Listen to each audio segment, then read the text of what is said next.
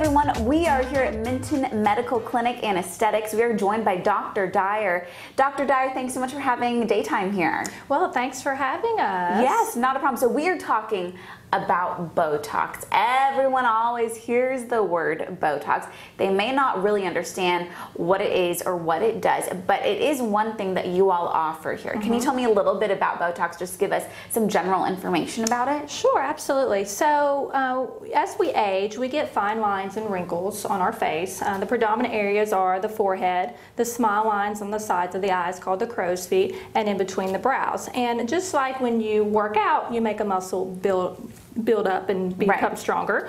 Whenever we use our facial expressions through smiling or squinting or grimacing, those muscles become stronger, and as they become stronger, then they cause the skin to fold, and over time that leaves a groove or a wrinkle. And so what Botox does, it is a product of the bacterium Clostridium botulinum, and it weakens the activity of the muscle then to allow the skin overlying it to relax and softens those fine lines and wrinkles. Wonderful. So it makes it a little bit more smoother, and especially like you said, with time we start noticing those wrinkles in different areas, and Botox can really help smooth out those fine lines. Yes, it definitely can. And how I got into doing Botox cosmetically, I first started doing it from the medical aspect for chronic migraines, and you know, the principles still apply. You're weakening those strong muscle contractions that can lead to headaches, and with aesthetics, you're weakening those strong muscle contractions that we get when we smile a lot or when we're very expressive. Right. And so what's important too is that when people come in here and they talk to you,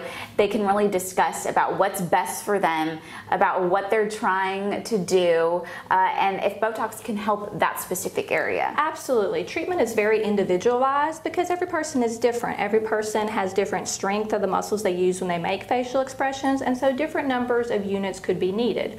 On average, there is a recommendation for the forehead. It's about 20 units. For in between the brow, it's about 20 units, give or take. And typically for the crow's feet, it can range in 20 to 24 units there as well. But you know, some people may require a little more, some may require a little bit less. Right. I'm always one to err on the conservative side because it's always easy to go back and add more in. Right. If you put in too much at the outset, we don't want that plastic look. You want to still be able to move your face and make expressions. Yes, definitely. And you will actually be performing some Botox on Leslie here. Leslie, thanks so much for letting us follow you during this journey. And so would you mind kind of showing us exactly where you're going to be injecting Leslie and why specifically those areas? Absolutely. And so, you know, Leslie and I have already discussed, we've taken her medical history, you know, talked about some things, you know, that we would not want to perform Botox for. Certainly if someone is pregnant or breastfeeding, it's not recommended to have Botox. Certain neuromuscular disorders, it's not recommended to have Botox, and she doesn't have any of those conditions. If she were on blood thinners or aspirin or some of those things that might cause her to bleed more, it's not necessarily a contraindication, but it was something we would want to be aware of. And of course, any supplements that she's taking, and she's not on any of those, so we're clear from that standpoint. Great. And so Leslie's areas of concern are the lines in her forehead, a little bit between the brows here. Some people call them the 11s. It looks like brown face lines, basically. And then smile lines we see on the side. So if you could smile real big for me. And so we could say, and she's got a beautiful complexion, beautiful face, and she really doesn't have a lot of lines, but she notices them and she wants to address them. So we're going to do that for her today. Lift your eyebrows up for me. And so you can see, you know, the definition of the muscle there. And what we want to do is we don't want to knock that muscle out to make it where it doesn't work. We just want to soften it so those lines aren't as prominent. Right. Wonderful. And so what we're going to do today, we're going to inject the frontalis muscle across here, and then she will also receive injections in the orbicularis oris and in the corrugator and procerus muscles in between the brow. Perfect. For this segment, we're going to concentrate on the forehead, but when we do her follow-up, we'll be able to see before and afters for all those treatment areas. Wonderful. So if you don't mind walking us through exactly what you're doing here for Leslie, and then you mentioned, you know, kind of the downtime and everything like that for Botox, and there really is no downtime. There really isn't, honestly. You know, on the day of the injection, you might have a little pinpoint bleeding or bruising, which is to be expected anytime a needle goes through the skin.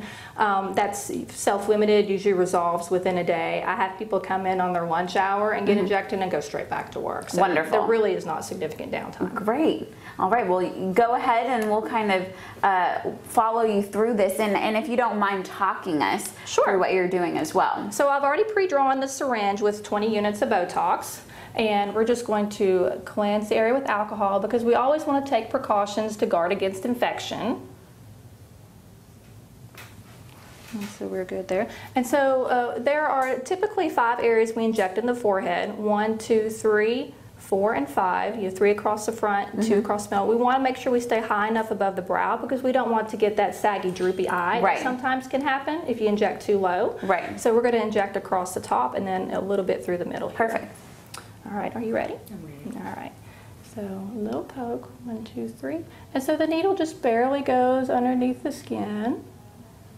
And it's just a little small amount of medication goes in. 1, 2, 3.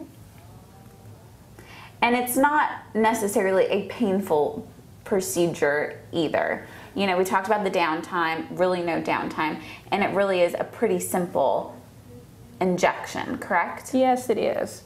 Like I said, and sometimes we get a little bit of bleeding, and that's to be expected. Right. But the needle just barely goes underneath the skin. And sometimes it feels like a little bee sting.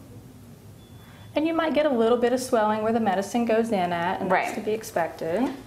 And when can a patient see the significant difference after they get the Botox done? So the medicine can start to kick in within 24 to 48 hours. I usually tell people, you know, the full effect should typically be seen within about 2 weeks. For most people, it's earlier than that. But I like to give it at least 2 weeks before we have the follow-up appointment, just to make sure that it's had the full time to kick in. And so it kicks in, like I said, within a couple of days.